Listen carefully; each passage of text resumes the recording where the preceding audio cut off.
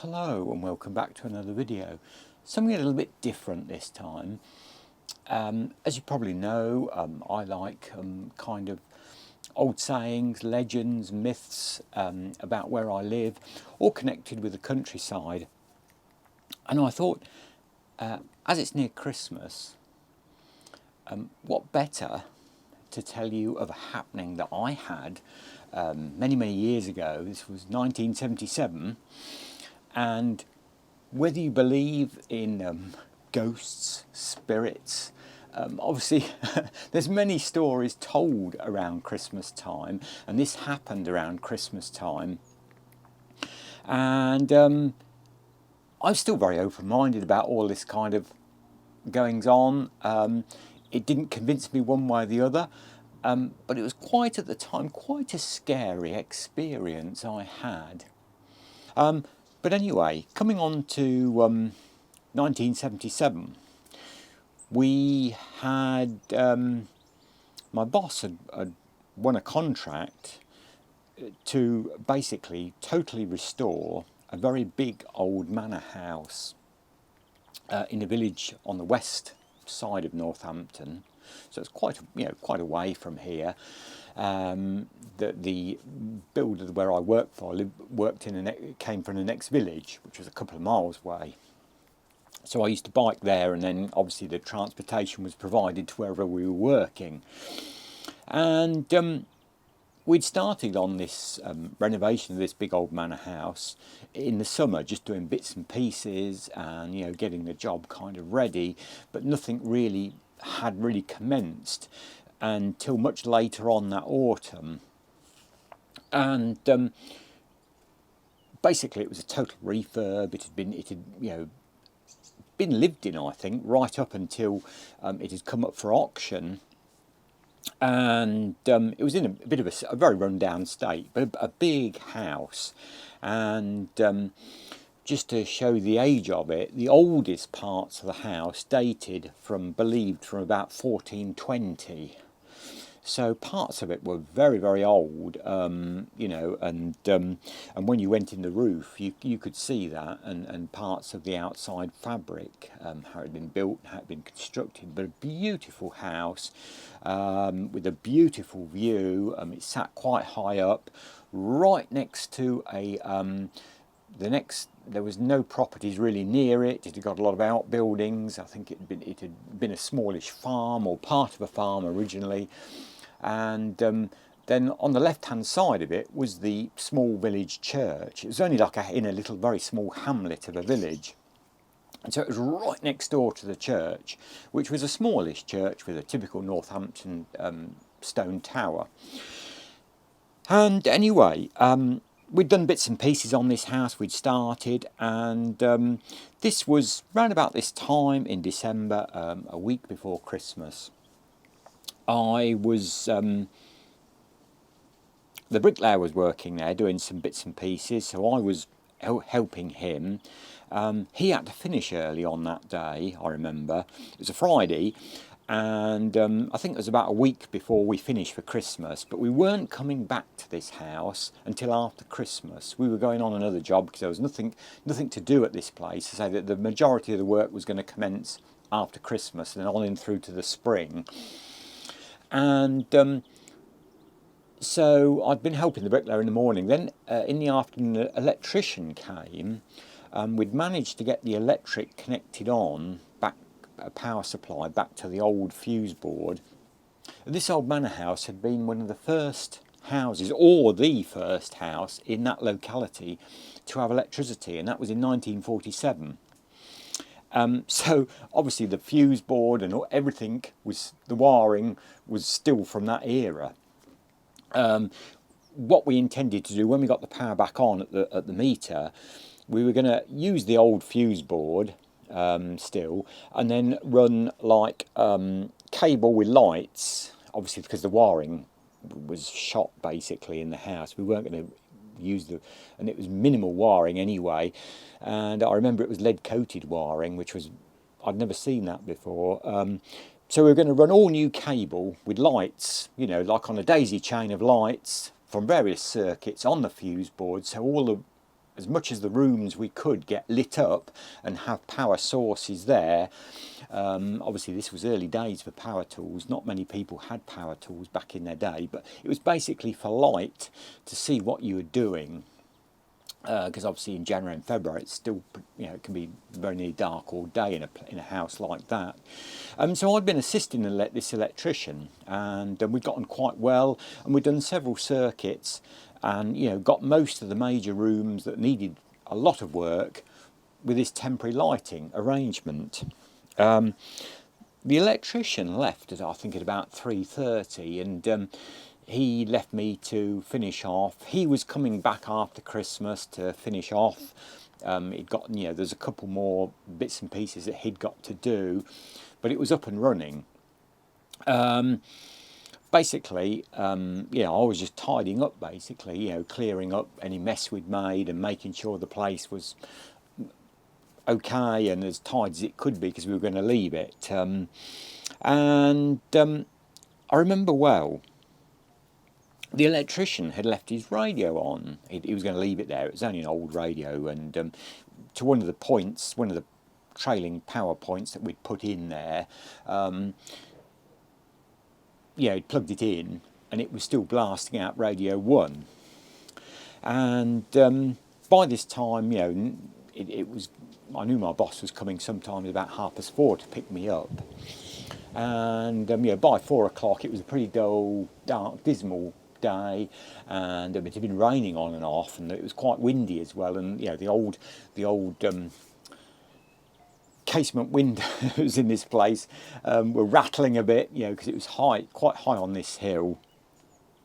And it was quite, to be honest, it was quite a creepy house in itself. Particularly, you had this, to one side of it, you had this small, say, parish church with a graveyard and lots of yew trees, and in the dark it was down a long gravel drive, this manor house, all on its own, with just fields.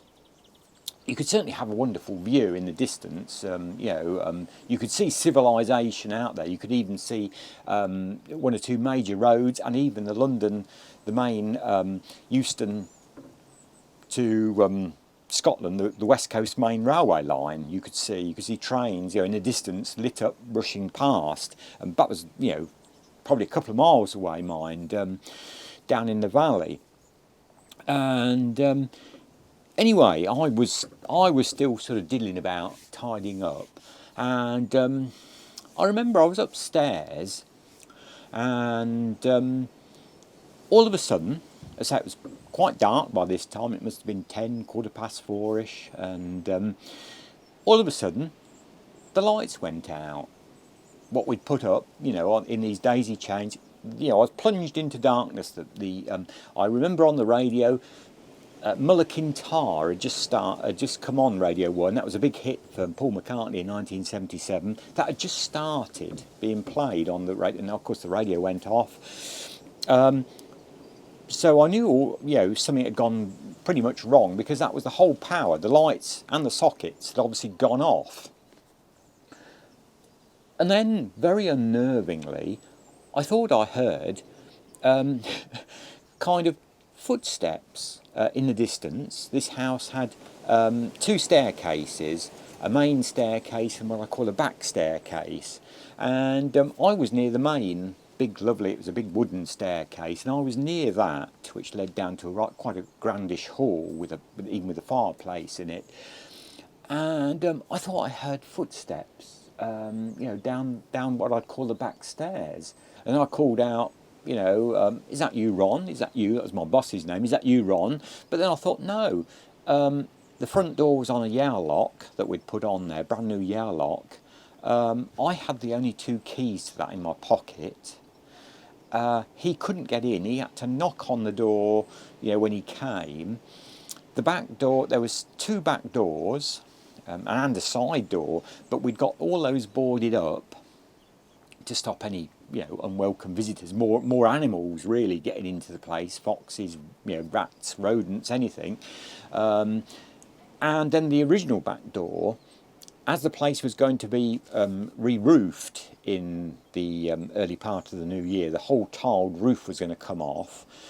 We had to go up there and pushed some big chimneys down, which eventually were going to be rebuilt, because this was a grade 2 listed building, but they were in such a dangerous state, these chimneys, we had to push them down, and they had fell, one of them, and it had blocked the back door, so nobody could get in there. And we thought, well, that's a good idea, they'll keep it, because there were some huge great chunks of stone from this chimney, and it was blocking the back door, so we thought we'd leave it. It's a good way of stopping anybody unwanted getting in. So I knew my boss hadn't come in the front door. The building trade is full of pranks. People wanted to prank you and joke you and mess about, and so immediately that's what I thought had happened. Why the lights had gone out. My boss had come in and thought, oh, he's upstairs. I'll switch, because this big. It was like one of those Frankenstein fuse boards with a huge great switch on it, up and down. The main breaker, if you want, for better words, on this old fuse panel. In one of the back kitchens, that was. And so there I was, plunged in darkness. The radio had gone off, thinking I'd heard these footsteps. And so I thought, what I'll do, I'll walk along. As this place, as I say, got 2 staircases.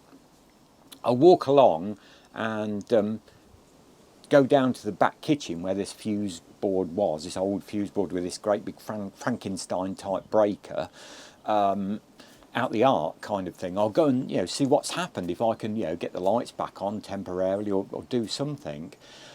As I turned round a corner,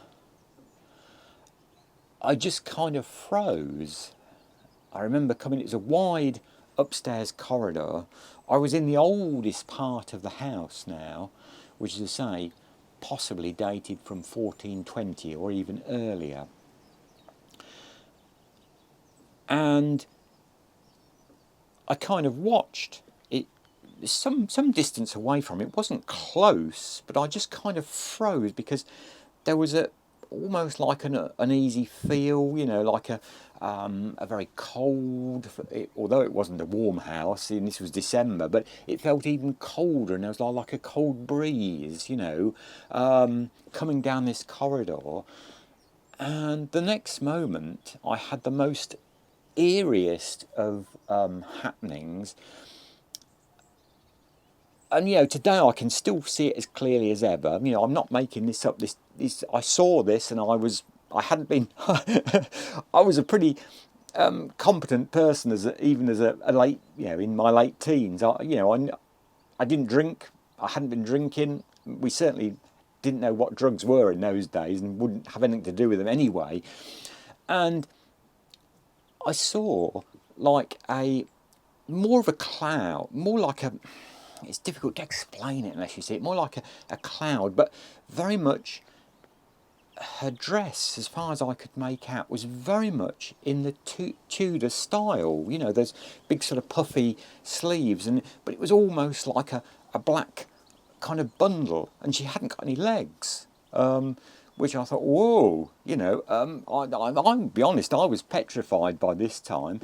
And I mean, this all happened obviously very quickly, and she came out of a wall, basically, and disappeared to the end of the corridor, and I could basically make out, from what I could see, there looked like a roaring fire, one side, obviously in a fireplace, and there was like a tapestry on the wall.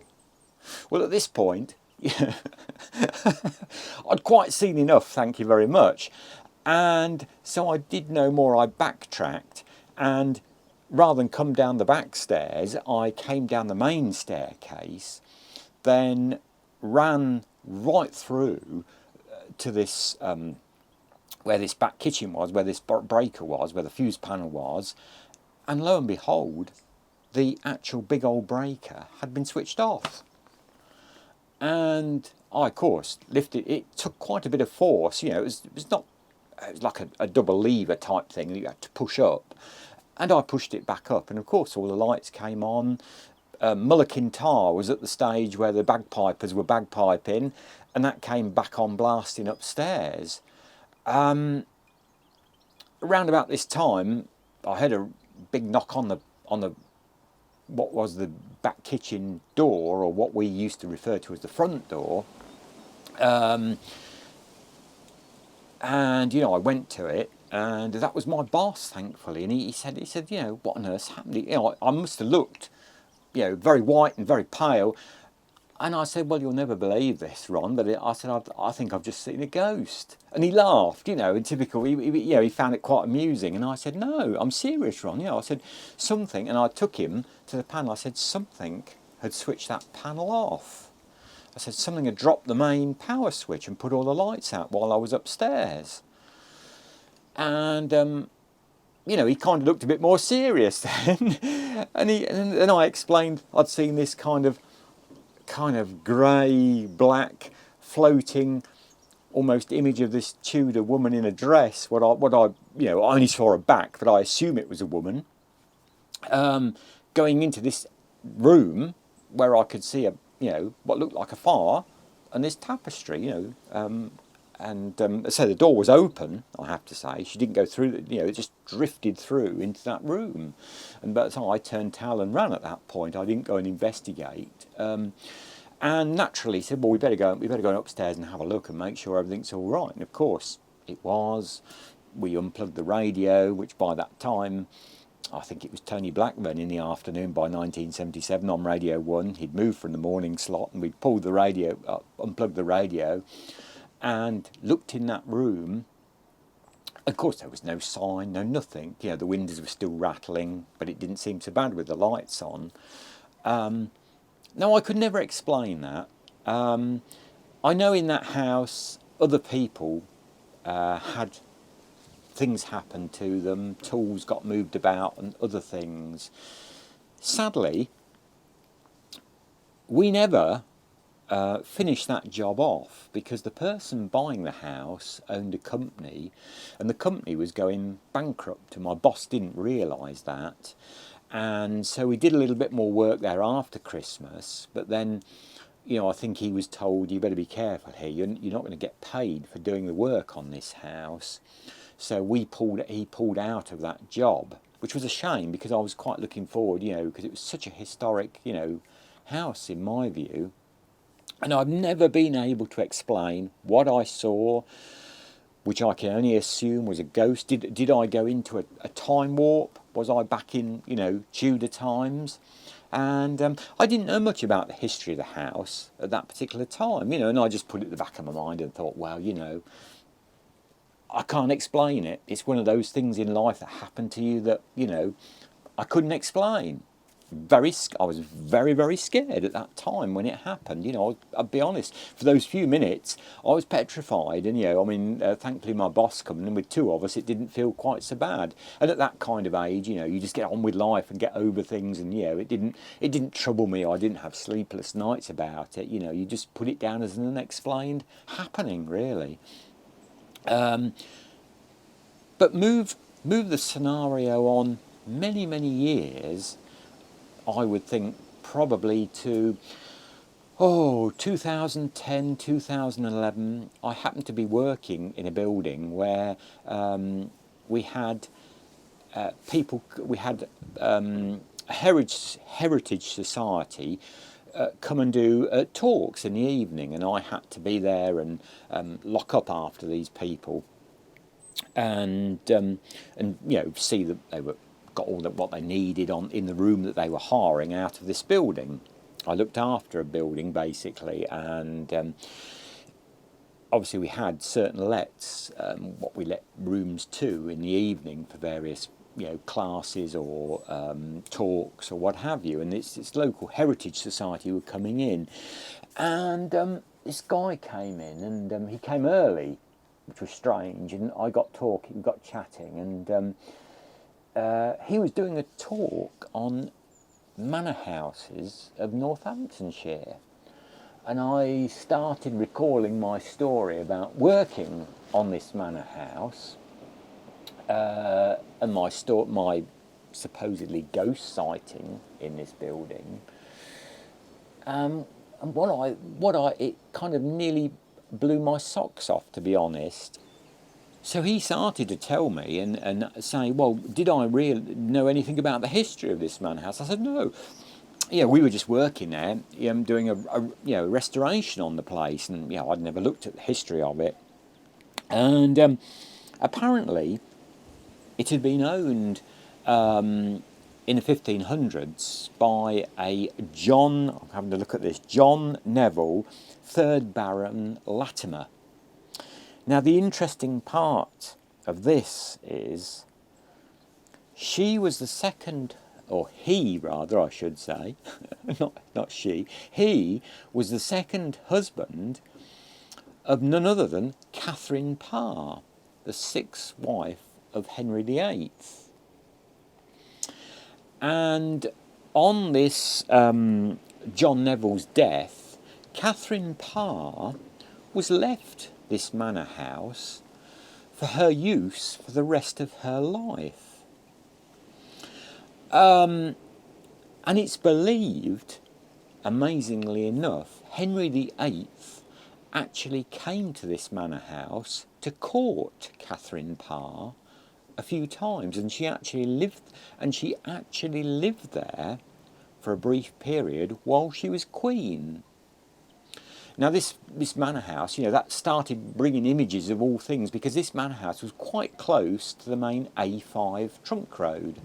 It was only 2 miles away, and I could just imagine in Tudor times Henry VIII, and his entourage coming up the old A5, which must have been like a track in those days, to see Catherine Parr at this manor house. And I thought, wow, no, I'm not saying it was Catherine Parr that I saw there, although who knows? As I say, because this person in my vision, or the being that I saw, had certainly dressed in Tudor clothes, what I would call Tudor clothes anyway. But it well could have been one of the entourage, and there's something even more amazing that I left till last. After Christmas, we had a archaeologist kind of building guide, because it was a listed building. So we went back for about another month before we pulled off the job, and I was talking to this guy. And he was a strange name. He's called John Carrot. I remember his name. He was a nice chap, a young chap, obviously, kind of fresh out of university and really interested in history. More on the on the building side. I don't think he knew the history of the house like I didn't back then. I said to him, I was making him laugh. I said, I think I saw a ghost here. And it was quite interesting, because he was going to go back to the owner, who we only met a couple of times. He didn't come very often, the actual owner who owned this business, who was restoring the house for himself to live in. And he said, and I said, to him about, in this room, which strangely was the oldest part of the house, which overlooked the churchyard. And I said, there was I could see it in my kind of seeing. There was a fireplace, and there was no inclination of a fireplace in this room. But he said, we'll have to look into this. And that room was being completely remodelled. It was going to have one end of it was a really big bedroom, and they wanted it totally revamped, and it was going to have an ensuite bathroom at one end. And I remember another young guy and a carpenter started, when we were still there, this was in January, they started pulling this room about, and they pulled this old, probably Victorian, I would think, lath and plaster wall down, which was across the room, and lo and behold, behind that was a huge grate. It had all been filled in. It was, so it looked like a solid wall, but was a massive kind of Tudor fireplace. with some initials carved. It was like in the arch, and in the keystone it had got like a crest and some initials, and that had all been buried behind this stud, like lath and plaster, which had been probably put in Victorian times, I think, to make the room square, or they didn't want that big fireplace or whatever. It could have been even done later. It could have been in the Edwardian times, even even up to the 1920s. It could have been altered. I think the house was sold in. It was auctioned off, I think, in 1916. There was a big sale, and so it might have been done after that. But sure enough, there they revealed this huge, great fireplace, which tied in with glimpses, with the door open, of what I'd seen in my ghostly sighting, of that there was a fireplace in there. And the guy was delighted, because it was such a feature. They were going to keep it, and take all the rubble infill out of it and open it all up. And it was like it was more grand. A lot of cottages have inglenook fireplaces, but it was a lot more grand than that. And as I said, this was an upstairs room. So it must have been some kind of bedchamber, I assume. It might have been a living room at some point in time. Who knows? But there you go. It's quite scary. The chimney had been obviously taken down from the roof. There again. Later on, when they took the roof off and opened that, it was a difficult bit of roof to get into, because it was all like, oak beams, and there was only limited access. But they took all the roof off, or took all the tiles off, and then you could see obviously where these wonderful Tudor chimneys had come out, and obviously they had been taken down at some point in time. And the plan was that they were going to be put back and built back eventually, and put back how it should be. But of course, we never saw that, sadly. But yeah, it was quite quite scary when this guy told me, that this house had been lived in by Catherine Parr, who was, for a brief time, Queen of England. She was the only one of Henry VIII's wives that outlived him. Sadly, she didn't live long after Henry VIII died. I think it was about another year or two. She married again to another noble person who owned Sudeley Castle, which I think is down in Gloucestershire, isn't it? And sadly, she became pregnant and had a child, but died of sepsis, I believe, after childbirth. So didn't outlive Henry VIII long at all. But that's my one and only encounter with the ghost spirit world, if you like. Extremely scary at the time, when you're in a big old house like that, and something like that happens that you can't explain, or can't give any reason to it happening. Who turned the lights off? That vision I saw of that person just coming out of a wall, which obviously at some time wasn't a wall, going down a corridor. This was some distance away from where I stood, I have to say. I never felt threatened, but just very, very, very scary, really. That and disappeared through this open door, and as I could see through the side of the door that there was a big roaring fire, and as I say, a very colourful tapestry on the other side of the wall. And as I say, at that point, I just turned round and ran back down the corridor and back down the staircase, and found my way to where the electricity, where the fuse panel was, and put the lights back on. So there we go. That's my one kind of Christmas ghost encounter. And I have never, ever seen or heard any other thing like that. But I think it's fascinating, and I like getting people's stories and accounts, particularly on these big old houses, which I feel very fortunate that I did end up doing quite a lot of work on many more houses like that.